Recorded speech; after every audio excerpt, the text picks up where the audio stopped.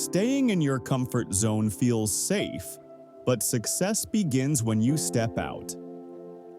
A smart mind is worth nothing inside a lazy body. A smart mind is worth nothing if it quits after failure. If you feel lazy, start moving now, because you'll never know what you're capable of until you test yourself. As you listen, you'll also learn new English words. Stay tuned. Our today's story is about a young man named Takashi, who lived in Tokyo, a city that moves fast. People who can't keep up are left behind. Takashi was smart but very lazy. In engineering school, he slept through many classes.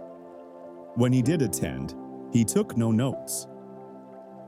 Even so, his quick mind helped him pass most exams with only a little study.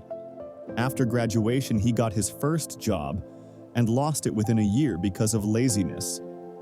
He decided jobs were not for him. Waking at 7 a.m. and working 9 to 5 felt impossible. He moved back to his parents' house. They ran a good business and paid for everything: clothes, phone, laptop, Wi-Fi, pocket money, daily meals, even a car. Life was easy, and his laziness grew. He woke at noon, played games, watched reels all night, and slept at sunrise. His engineering degree gathered dust. Friends found high-paying jobs and started families, but Takashi didn't care. Years passed. His parents grew old and suddenly became sick. They could not work. Takashi had to take over the business to pay for the house and medical bills. He had no experience. He sat like a boss, scrolled his phone, and told the staff to handle it. Soon, the business failed. Their last hope was gone. Now Takashi had 2 parents in bed, heavy medical bills, and no income. He sat alone and finally saw the truth. His laziness had cost them everything. Then a thought came. The business is gone, but my degree is not.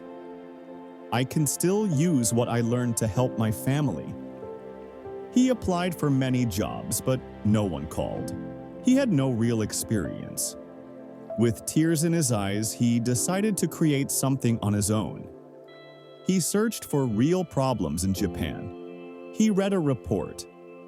Many older buses were not wheelchair-friendly. Seniors sometimes waited for hours to find a bus they could use. An idea clicked. What if I build a portable wheelchair ramp for old buses? He went to a bus stop, measured door sizes, and went home to design.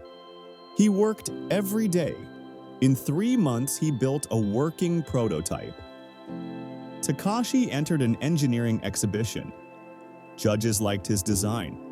A city transport team tested the ramp and approved a pilot. Soon, old buses began using his portable ramps. Seniors could board more easily.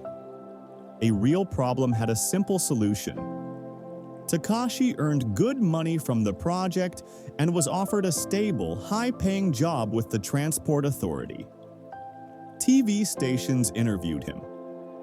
He became a quiet hero, and his parents felt proud.